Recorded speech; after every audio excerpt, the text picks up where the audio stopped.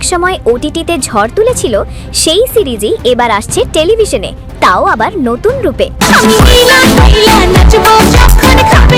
জনপ্রিয় অভিনেত্রী পূজা চেরি রয় অভিনীত আলোচিত ওয়েব সিরিজ ব্ল্যাক মানি গত বছর মুক্তির পরই ব্যাপক আলোচনা তৈরি করেছিল।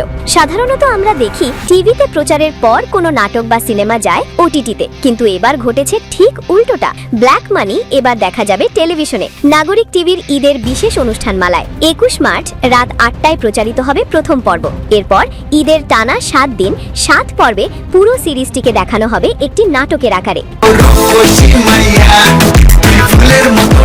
কেন ওয়েব সিরিজকে নাটক বানানো হলো? সংশ্লিষ্ট এক সূত্র জানিয়েছে, এই সিরিজের টিভি রাইট আগে বিক্রি করা হয়নি। এই ঈদেই প্রথমবারের মতো টেলিভিশন সম্প্রচারের জন্য সেটি বিক্রি করা হয়েছে। এই সিরিজে পূজা চেরির পাশাপাশি আরও অভিনয় করেছেন রুবেল, ইন্তেখাব ডিনার, সুমন আনোয়ার, সালাউদ্দিন লাভলু, মুকুট জাকারিয়া এবং সিরিজটি পরিচালনা করেছেন রায়হান রাফি। যারা ওটিটিতে মিস করেছেন তাদের জন্য এটি দারুণ সুযোগ, আর যারা আগেই দেখেছেন তাদের জন্য নতুনভাবে উপভোগ করার সুযোগ।